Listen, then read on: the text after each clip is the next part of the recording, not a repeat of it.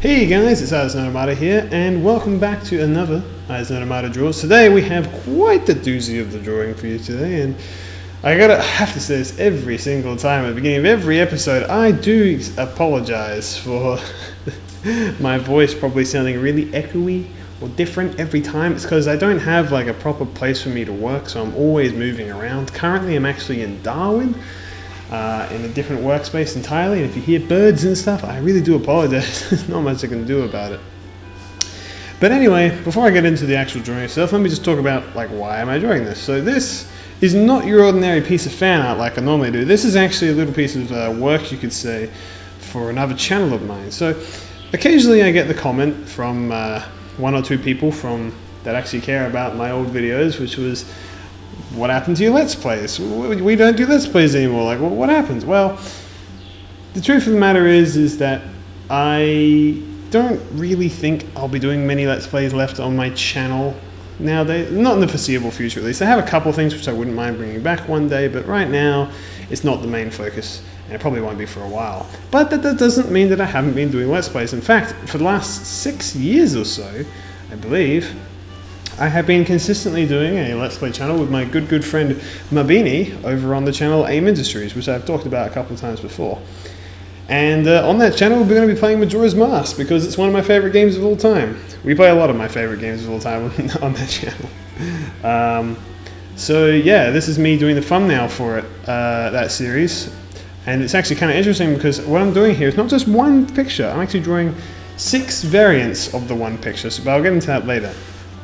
So this picture was a doozy because it took a lot of trial and error, a lot of experimentation. As you can see here, one of the first things I tried to tackle here was the good old moon from Majora's Mask.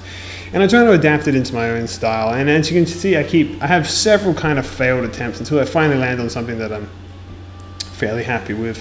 Where essentially I tried to make all of these little craters and stuff like that of various different tones and colors and shades on a separate layer. Oh, sorry.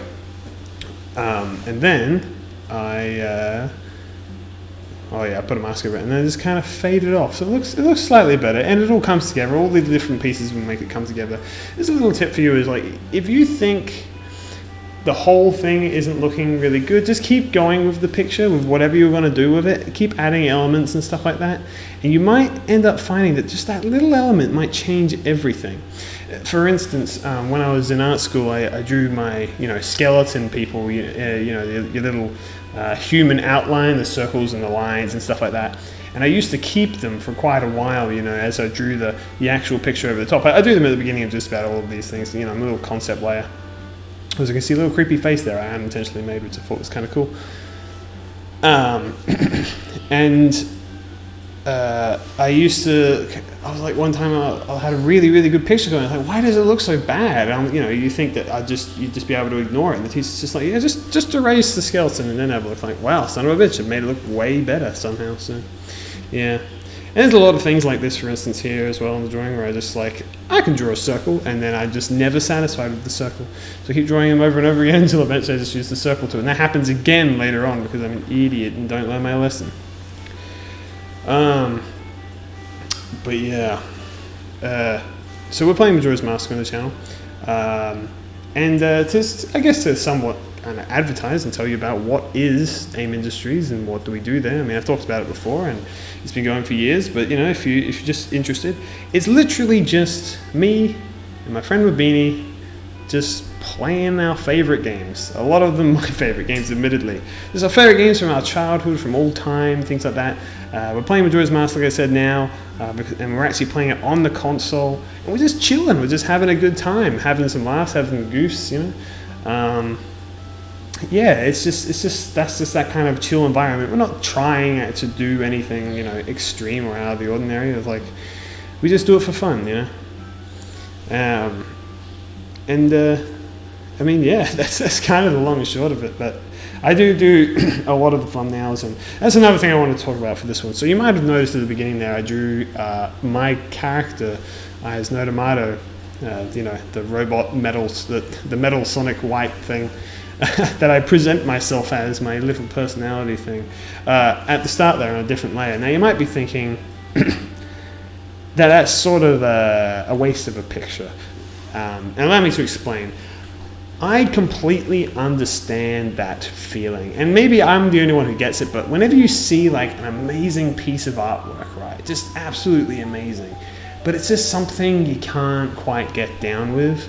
For instance, like in this scenario, like someone's drawn amazing fan art of The Legend of Zelda, not to say this is amazing or anything like that, but they've inserted their own character into it, you know? So it obviously means a lot to them, but not so much to you.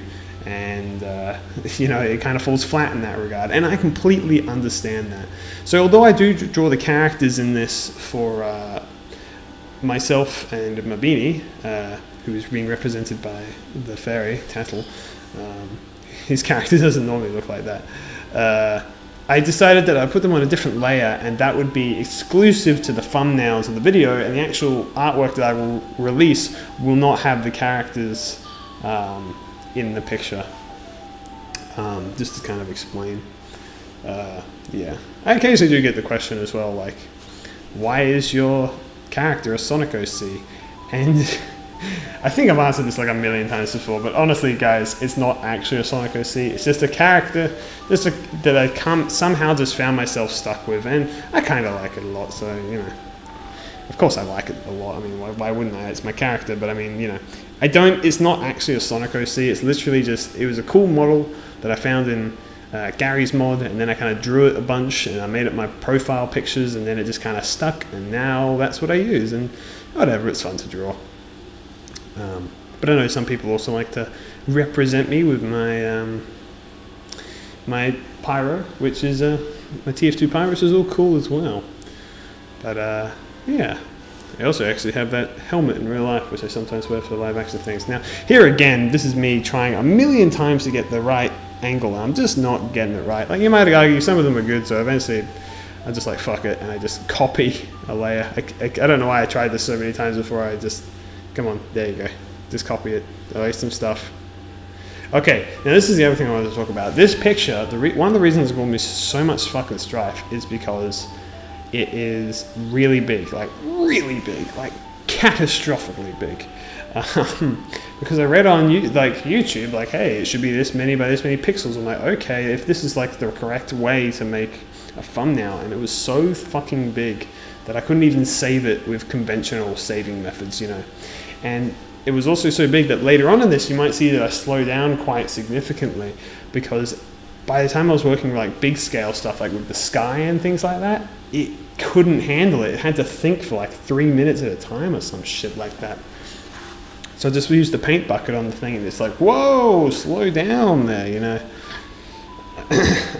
Which kind of sucked, and it really slowed it down. I could barely save it at the end, and a lot more hassle than it was worth. But hey, at least I've got a fucking HD fucking picture, and like no space on my hard drive anyway. Actually, after this, I had to end up deleting this file of me drawing it all. Well, you know, the drawing file itself, because I just didn't have the fucking room. But that's my bad, I guess. I just wanted to try something a little bit different. I find that sometimes whenever I draw thumbnails, it's just, like the quality feels a little bit too small, you know? So I'm like, alright, I'm going to get one that looks like really nice, and this one looks too nice. Here I am drawing the characters now, so I'm drawing myself as Link because I play the game, and Mabini as the fairy Tattle, because he isn't playing the game, and he's the kind of the sidekick. But yeah, dude, I love Majora's Mask. I seriously do, and I'm really glad that I have a chance to make this thumbnail. I tell you what, this series is really a lot of fun because I get to just draw just anything, like things from my childhood and like things that I love and stuff like that. And it's the same with AIM Industries. I get to go back and I get to play games from my childhood and things like that. And I don't know, man, it's a lot of fun. I recommend it if you're interested in just like me chilling, playing my favorite games, having a couple laughs, a couple gaffs. Yeah, whatever. Just a relaxing time. Yeah, and for the foreseeable future as well, you know, in terms of Let's Plays, that's probably where things are gonna be. And we do it pretty consistently. We often have about 2 series running at once. We're also playing ukulele at the same time. Oh yeah, here's a little thing that I do here. So sometimes you might see me draw a big green splotch in the background and then paint over it. That is purely to help me see what I'm doing. So Ihasnotomato, the character, he's got a lot of white, And so when I'm drawing on white, it's impossible to see what the fuck I'm doing. So I just put a nice big green splotch, and it can really help to find wherever like little spaces you've missed and stuff is. So I'd really recommend doing that. You might also notice that I use a lot of layers for things, and I often have to delete them. That's also a very handy little way of dealing with things, like shading and stuff, like I'm doing here. I actually ended up really liking the way that Ihasnotomato looked in this picture. It's nice and simple, but you know, still gives that kind of Majora's Mask feel. Majora's Mask has a lot of really interesting, unique colors, which I think I'll be getting into after I do this, where I'll actually be painting Clock Tower. Yeah, there it is. Look at all these different fucking colors. I love them so much. You know, and they really do scream Majora's Mask in a way. These kind of off browns and oranges and like the old blue and stuff.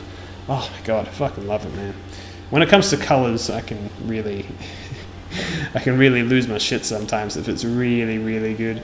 Like I said, I'm in Darwin right now, and they have the fucking amazing sunsets. Now, I'm not a painter. I mean, I've painted a few oil paintings here and there that for like art school and stuff. I don't really enjoy it very much because it's coarse and rough and gets everywhere.